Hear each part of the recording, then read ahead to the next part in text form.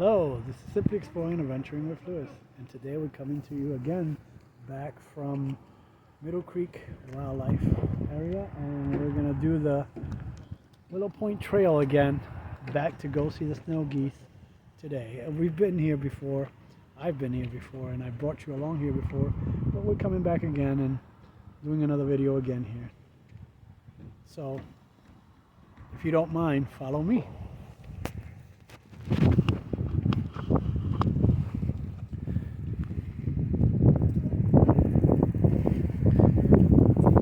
Like I said, we've been here already before. I think last 2 years, but I did a video last year, but I think I lost the video. My SD card got corrupted, so I wasn't able to quite upload it.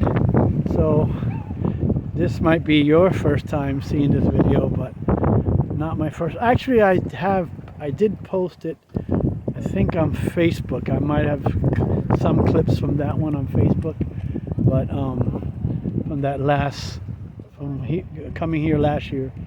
But I decided to do a new one again and I'm not here by myself. I'm joined by my young cousin here on this one, my cousin Gabriel.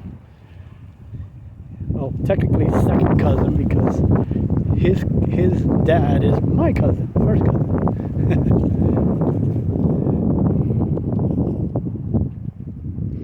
So I had kind of promised him that I would bring him along on the next hike I was going to. So yeah.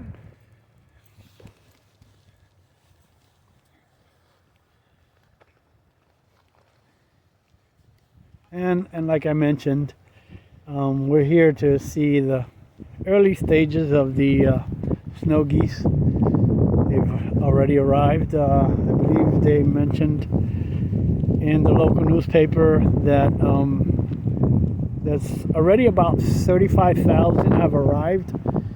They're expecting probably up to maybe 150,000 within the next couple of weeks.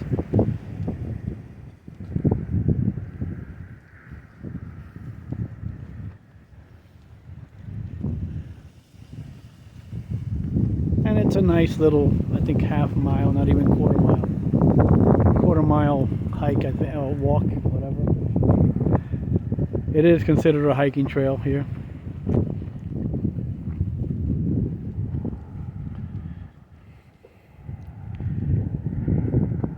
He's being very quiet today.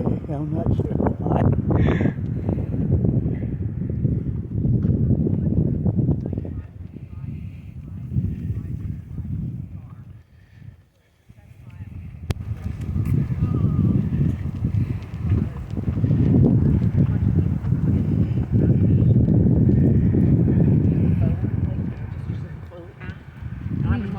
Could use it, but I was driving. And as you can see, there's a lot of people heading back to the parking lot, as well as some more of us coming toward the there's a pavilion up here where most people sit down, and then this is like a photographer's dream, I guess, if you want to call it. Lots of people come here to photograph the snow geese.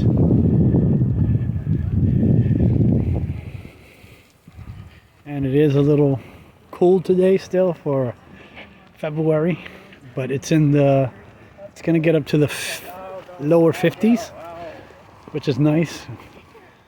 But then I think next week we're supposed to, by Monday, I think it's Sunday or Monday, we're supposed to, it is a Saturday. Hello. It's supposed to get some possible snow. So a lot of people bringing out their nice expensive camera gear too, with these big telephoto zoom lenses.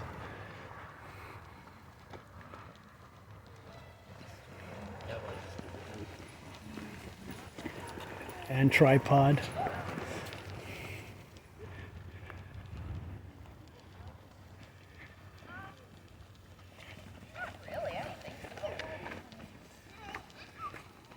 Do you?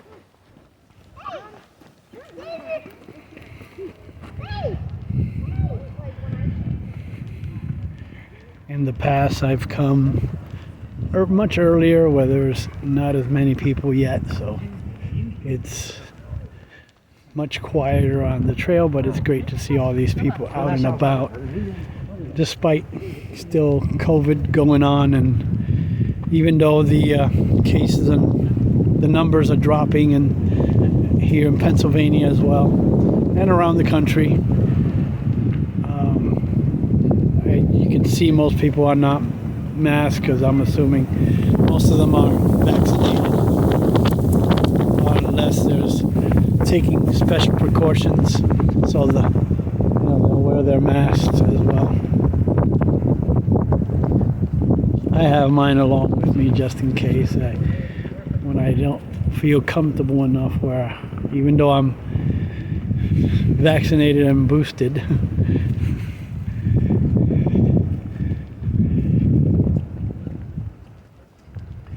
but I'm in nature now, so I usually try to avoid using my mask.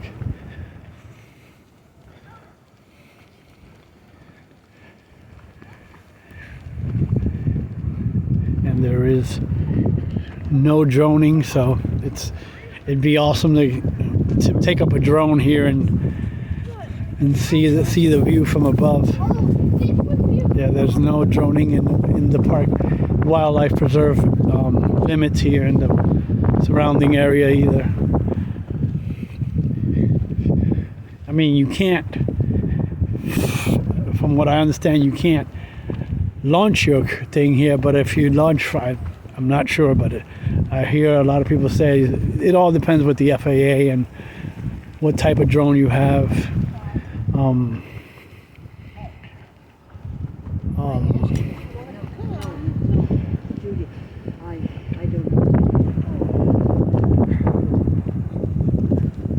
They have certain restrictions where you can't even fly away, outside the area into the park itself. So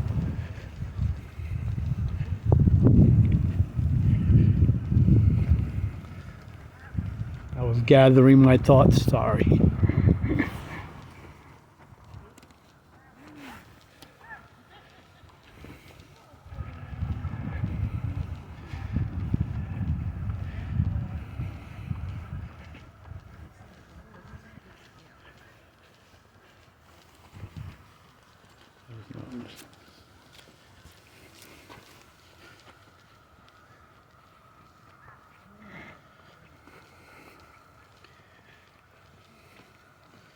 Just notice my phone is mounted out a little crooked on my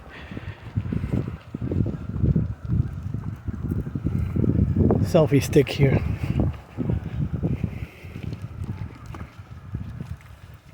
How you doing?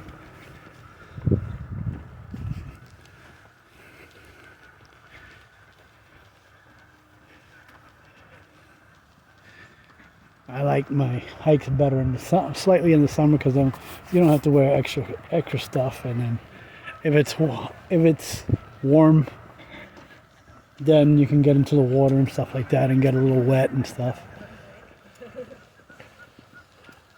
and cool down before you head back to your car or the car.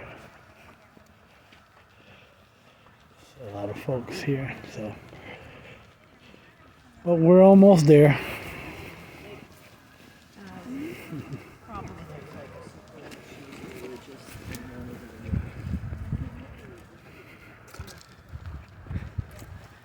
Like I said, it's still early.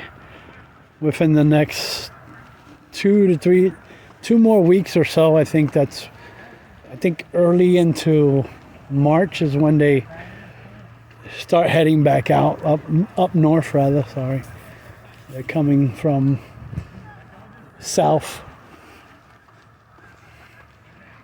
And there is an information board and all that up ahead. Oh, I love that tree right there because you can actually, because it was struck by lightning, so you can see the char marks right in here. Watch where the people are.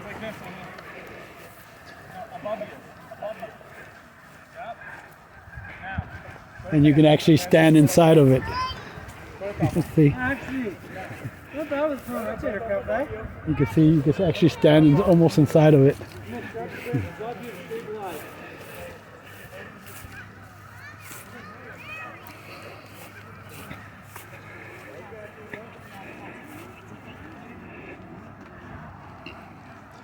And you can see the right there already. Oh wow, wow, they're taking off, look.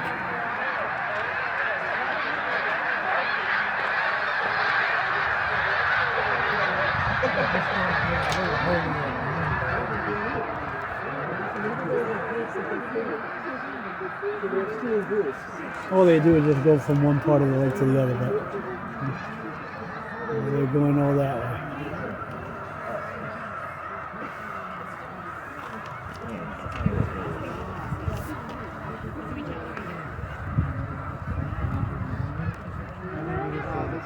And a lot of people also bring binoculars and stuff like that to look at them more closer, but they have one of these things you put a quarter in and and watch. You can watch them through that for so many minutes.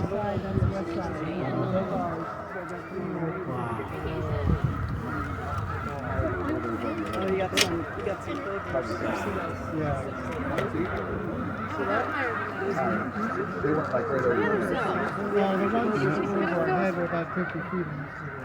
We hear them the whole field. I've never seen. Usually later in the day they go up that way. They'll start flying up that way to where everybody parks their car. But right now, we were fortunate enough to see a flight happen. And they do that every so often. You'll stay here long enough, you can see groups of them just move from different parts of onto different parts of the lake. Most of the time they stay in bigger groups. I haven't seen them yet, but usually down that way. Oh no, they're over there. They're over there. See those over there? That group, those are tundra swan. Those are not. These are snow geese over here. Over there are the tundra swan. I'm talking to my kid cousin here also as well. But the ones on the left over here, by where that gentleman is at right there. Let me see if I can move a little closer.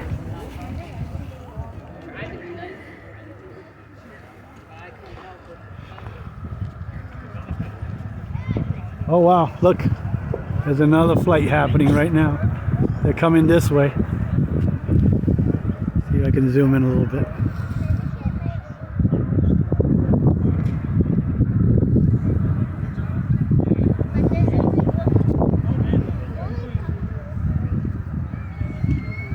It could be more coming in, or it could be just the same group, but they just move from different parts on. See how little groups take off and then they go to a different spot.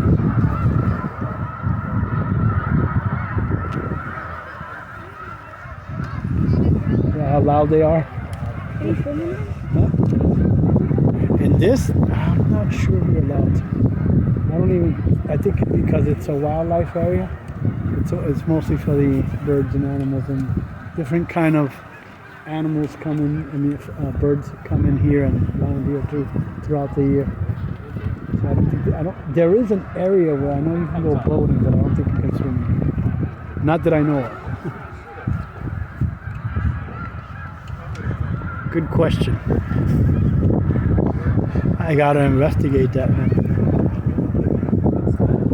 Wow.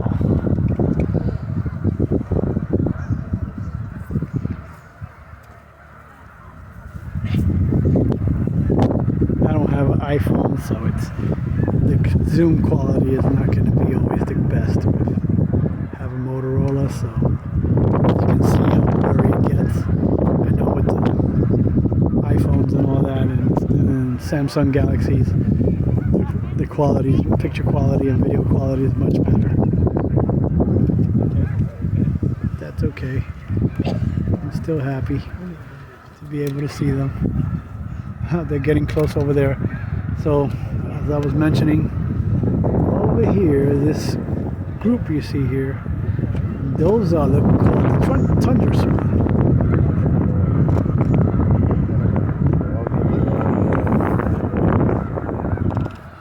And unless you have one of those, or one of those, you won't get good pictures.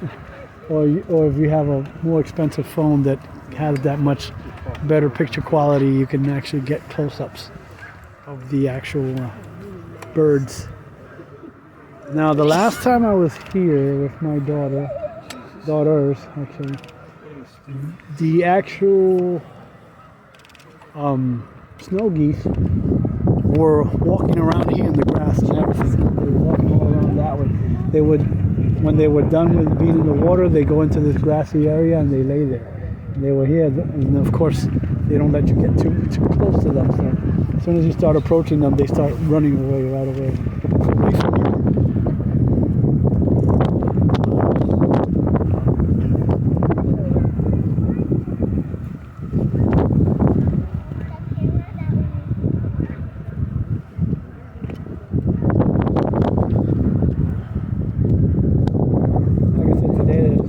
Bus, but by next week, maybe even the following, there'll be a lot more tour buses throughout the week. They bring over the Japanese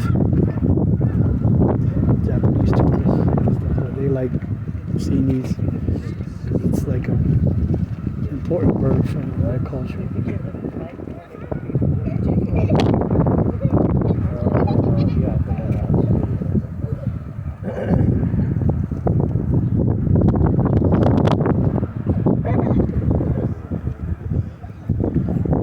Not all of them, sometimes. Saw them last year on the grassy area. Some of them black, but their feathers are molting, and they're getting to have their new feathers coming in before they turn all white.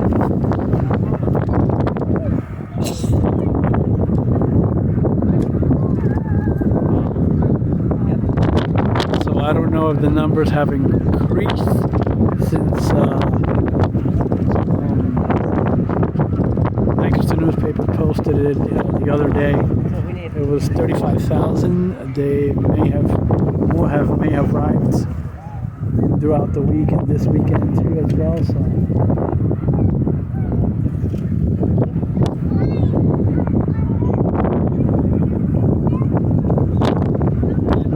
Last year there was like 130-something thousand. The year before was like 150,000. And there was one year they had as much as 200,000.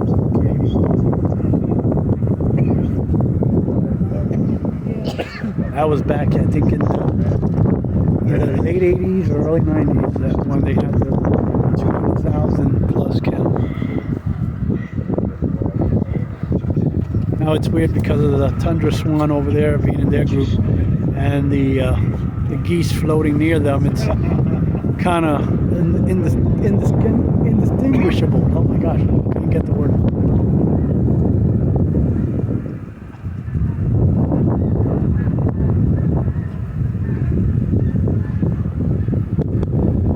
I know another YouTuber that I follow as well comes here too as well. Wandering Woodsman, he comes here too, so I'm sure he'll be here soon to video if he hasn't already.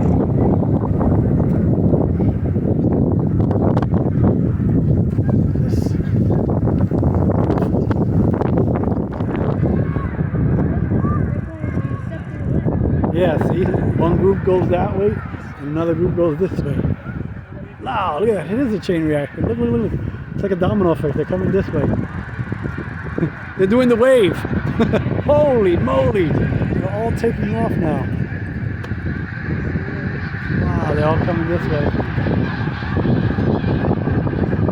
Look at that. Oh, they're all...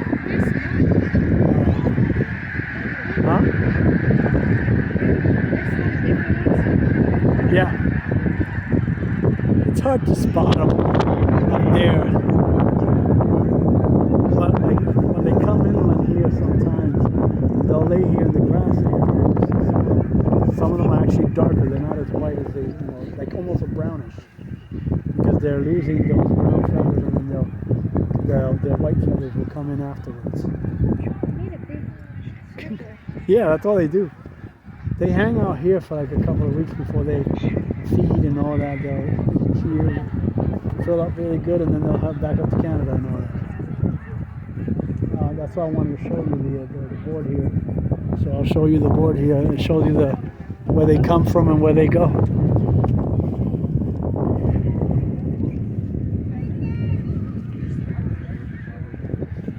Oh, this one doesn't. Oh yeah, there it is, right there. See?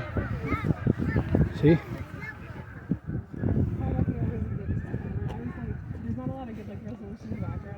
Shows you all the different groups. The main groups come up through here, from Texas up towards north. But we're lucky enough they're coming from like South Carolina. These are different ones? Yeah, well, this is the groups. See, there's different groups. There's permanent residents. There's breeding groups, and then there's non-breeding groups. And there's the yellow shows you the passage they go back up to Canada.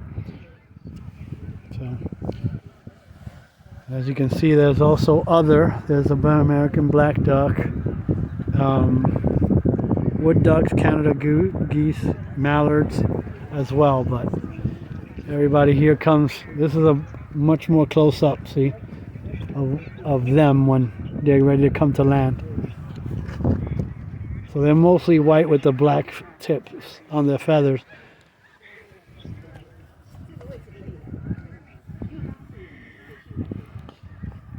So it says, snow geese are one of the world's most abundant waterfowl species. In Pennsylvania, the majority of the snow geese are classified as greater snow geese. They are typically 27 to 33 inches long with a wingspan of about 4.5 feet. They weigh about 3.5 to 7 pounds, with males being slightly heavier than the females. Black wingtips can easily be seen when the birds are in flight. The blue color phase is most commonly found in lesser snow goose population in the Midwest. All of the geese have a black patch on the edge of the bill, suggests a grin when viewed from the side. Their eyes are dark, bills are pink, and legs are dark pink. They can reach speeds of up to 50 miles an hour and made for life. Wow, I didn't know they go that fast. So there it is. It says, snow geese first began to arrive in large number in 1995. Since their arrival, the largest amount of snow geese observed was in 2007, peaking at 170,000. But I was reading online, there was another year where a little over 200,000 came. So I need to update this board again with that newer number. Tens of thousands of snow can still be observed at Middle Creek annually. The best time of the day to see the large numbers are at dawn and at dusk. At Willow Point, usually in early March. So during this day at Middle Creek Day, feed on grasses and grain in the neighboring agricultural fields. So that's what they come here for, just to eat and head back up to Canada.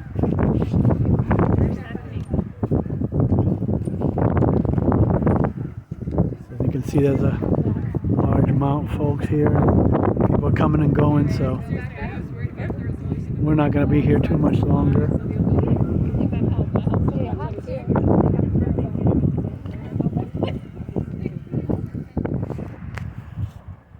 And while here at the Willow station here, we noticed something brand new that they just added here by the Willow station, this new archery practice range here. So I'm gonna bring you down here, and right now there's currently a gentleman, he was just practicing with his compound bow. So this is all brand new, and as you can see above, there are different distances and different kind of points that you can use. So you can use viewpoint, and I think over here there's broadheads as well. those who are familiar with hunting and stuff like that. So as you can see the Japanese compound bow and equipment there. So, and then it goes from 50 down to, as you can see, 10 being the closest. Yeah, I found this interesting that they have this now. Yeah, Willow Point actually. So there is another trail that you can walk beside here, and it also continues down that way as well. I forgot what trail this one is, but it continues down that way as well. Huh? You're allowed to while the snow geese are here, because sometimes the parking lot is so full that you're allowed to park along the road here on Kleinfeltersville Road. So here's a new look at the newest edition here, because again, this is a wildlife, not only as wildlife, but you can do hunting here as well at certain times of the year in the wildlife recreation area here. Up near the museum, there's a place where I've seen duck hunters bring their ducks to get weighed and everything and tagged.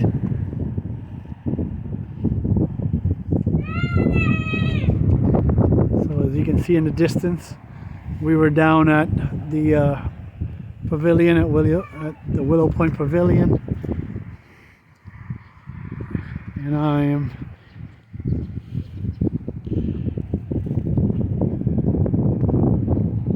of course there's lots of porta potties here because of how popular this place is throughout the year, but more so now and into March when the snow geese are here.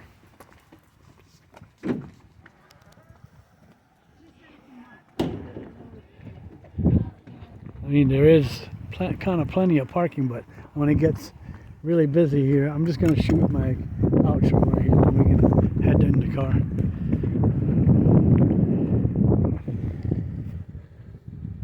So I want to thank you for joining me here today at Middle Creek Wildlife Management Area, and we're leaving here from the Willow Point Trail.